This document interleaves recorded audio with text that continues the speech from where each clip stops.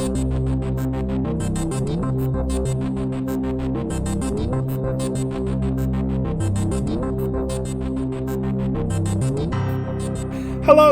and welcome to the 11th episode of Season 3 of the Dark Money Files, in which we shine a light into a murky world. I'm Ray Blake, and with me is my co-host, friend and business partner, Graham Barrow. Hello, Graham. Hello, Ray. How's your week been, Graham? Quite a busy one, Ray, as I think you know. Well, yes.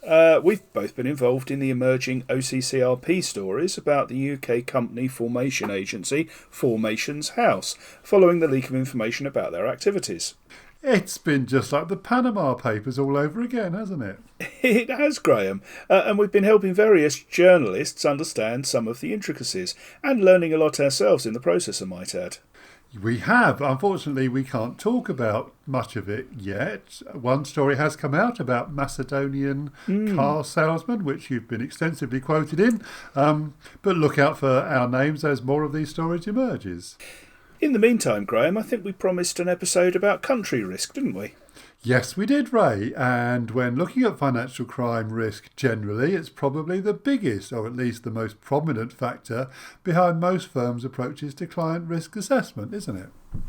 It is, Graham, although it's fair to say that many firms are increasingly taking a more sophisticated approach and bringing other factors to the fore. I think gone are the days where country risk almost always determined the client risk assessment outcome. And I think that's a fair analysis, Ray, but it does remain a crucial factor and one where firms have to start by making a fundamental choice. You mean whether to buy in a list or do it themselves? I mean exactly that, Ray. Do you want to expand on the buying it in option, Graham? I will. Now, this is where the firm buys or subscribes to a third-party country risk list from a specialist vendor.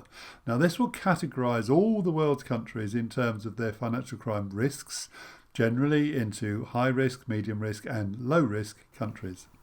And do all the vendors pretty much agree, Graham? Broadly, Ray, yes, they do, although there will be differences because each vendor will have its own assessment indices and weightings. OK, unpack that for us, Graham. Indices, weightings? Well, yeah, let's look at a typical measure that might be used as part of a vendor's assessment, and that would be Transparency International's Corruption Perceptions Index. Yeah, OK, I imagine that's one our listeners will be familiar with. It ranks most, but not all, of the world's countries by their perceived levels of public sector corruption as determined by expert assessments and opinion surveys, to borrow Transparency International's own definition. And that's right, Ray. Now, if you were determining the financial crime risk that any given country presented, would that be relevant to you? Yes, it would, with reservations.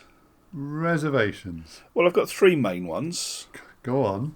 Well, firstly, it's an index of perceptions and opinions, not necessarily objective fact. Yes, and that's fair, although the perceptions aren't those of the man on the street, but they are those of experts. Fair enough. The opinion surveys? Well, yeah, those may be a little more widely based and, I guess, prone to bias. What are your other reservations? Well, one is that this index measures only corruption. Yeah, TI define corruption as, quotes, the misuse of public power for private benefit. And that's a definition I think we can get behind, Graham. But my point is that it doesn't necessarily read across to terrorist financing or money laundering.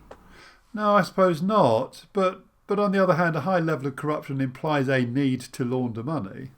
Yes, I'll give you that, but corruption isn't the only thing that does that, Graham. That's a very fair point. What's your third reservation, Ray? Well, to the extent that the CPI is predictive of financial crime, it's only predictive of the initiation stage. So where the predicate crime is committed and money enters the system? That's right, Graham. It doesn't reflect the propensity of countries to be enablers at the concealment or layering stage. So that right at the safer end of the CPI scale, you'll find mostly Western countries with sophisticated economies like the UK, Denmark, Sweden. Yeah, I can see where you're going with this, right? Now, FATF themselves call this out. They do. They have a really good explanation on their website, which I've actually copied out for us. I think it's worth reading in full. It's quite long, but let's give it a go. Do you want to start? Okay, I will. They begin by asking, where does money laundering occur? And go on to say the following. Quote, as money laundering is a consequence of almost all profit-generating crime, it can occur practically anywhere in the world. Generally, money launderers tend to seek out countries or sectors in which there is a low risk of detection due to weak or ineffective anti-money laundering programs. Because the objective of money laundering is to get the illegal funds back to the individual who generated them, launderers usually prefer to move the funds through stable financial systems. And that's exactly the point you just made.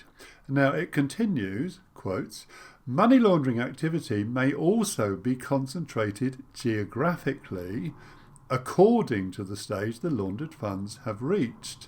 At the placement stage, for example, the funds are usually processed relatively close to the underlying activity, often, but not in every case, in the country where the funds originate, end of quote, again reinforcing that point. And then the definition spreads out a bit. It says, quotes, with the layering phase, the launderer might choose an offshore financial centre, a large regional business centre, or a world banking centre. Any location that provides an adequate financial or business infrastructure.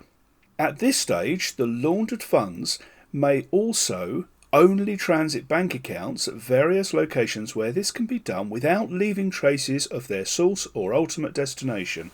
And it finishes with, to quote again, finally, at the integration phase, launderers might choose to invest laundered funds in still other locations if they were generated in unstable economies or locations offering limited investment opportunities, end quote. So in-country perceptions of corruption are just not so helpful when assessing the risks at these later stages. I agree, but I guess the point is this is only one of several measures that the vendor is going to use to get a holistic view, right? Well, yeah, typically, or maybe hopefully, they will use a wide range of indicators and weight each of them to come to an overall view. And I'm assuming different vendors will have different selections of measures they consider important, right? Yes, which is where the weighting comes in. Each indicator will be differently weighted in arriving at the total.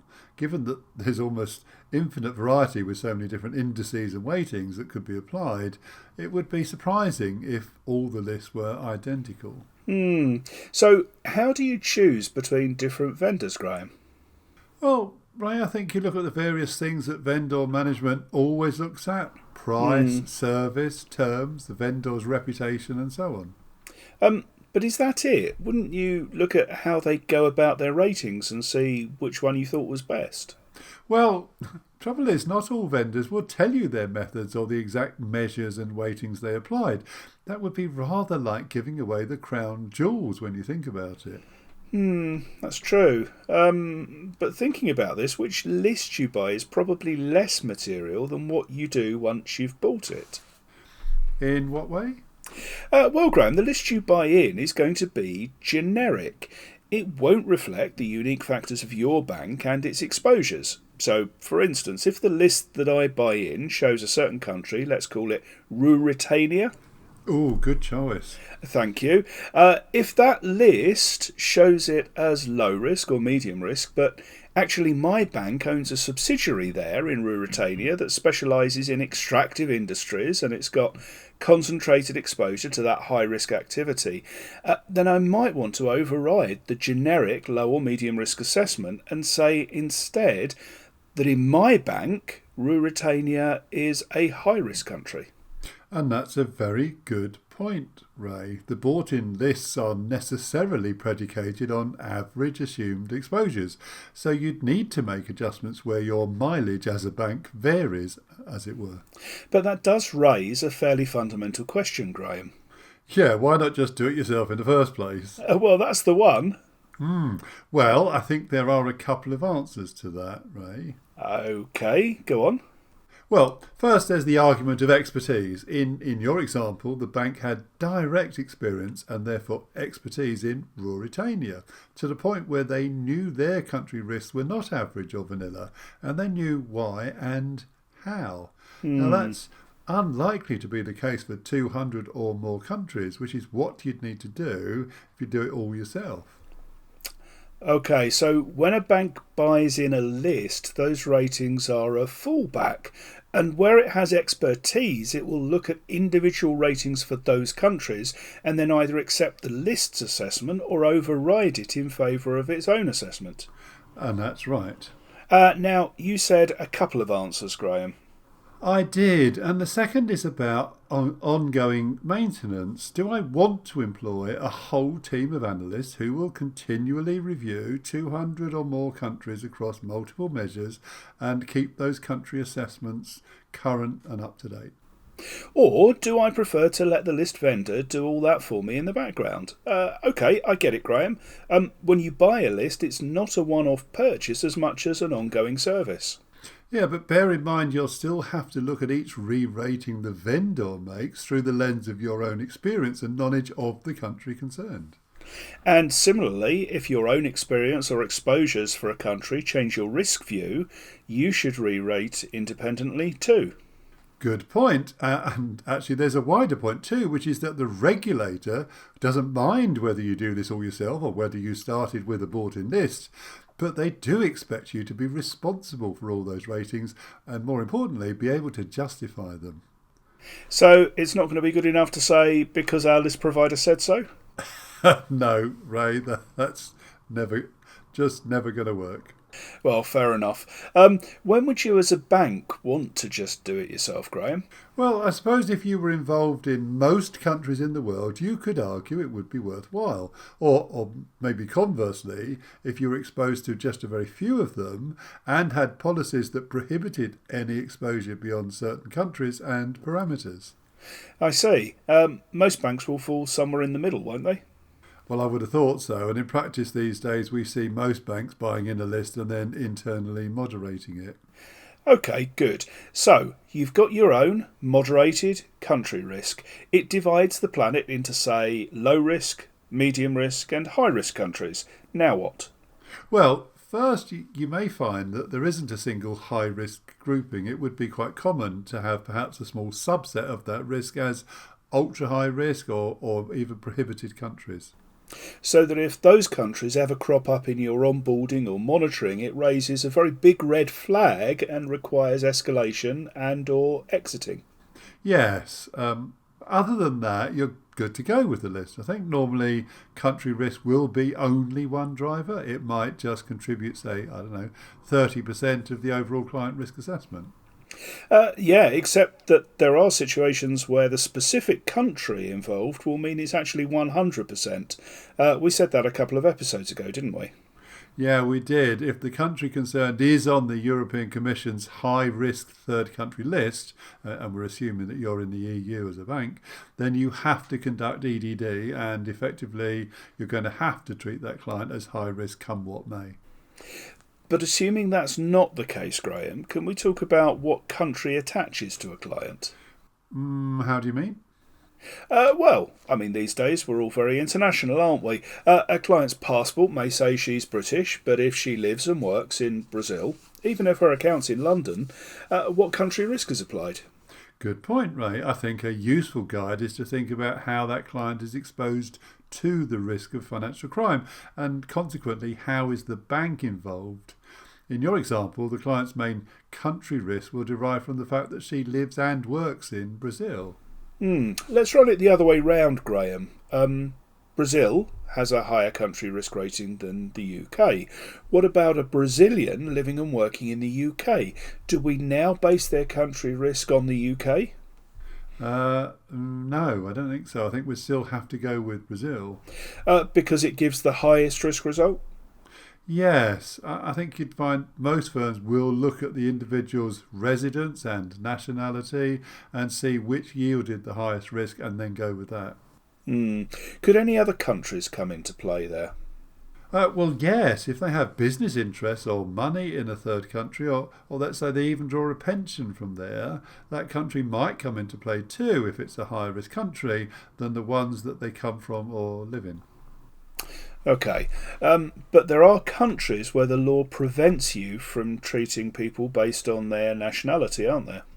Yes, there are, so you might have to go by citizenship there rather than nationality. And producing a passport isn't necessarily evidence of either.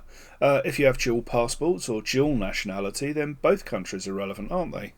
They are, Ray, but that's individuals, of course. There are also some more wrinkles when we come to legal person clients. Yeah, I worry about the case of an international business that might be headquartered in one country, have operations in three more, derive income from a bunch of other countries, and be owned by people elsewhere entirely. Yeah, I think you put your finger on the main issues there, Ray. Shall we just count those off one by one? Okay, so first then, countries of the headquarters and operations. And this is likely to work on the basis of the highest risk exposure. So if they are headquartered in a low risk country but have operations in even one high risk country, the country risk exposure would normally be the high one. It's like the chain that's only as strong as its weakest link. That's right, Ray. Now, it seems unfair at first glance, but then you realise that the entire point of money laundering includes the movement of criminal proceeds from where they're earned to stable and advanced economies. So the presence of a company in a higher risk country, even a fairly minor presence, could provide a money laundering conduit. Indeed, Ray.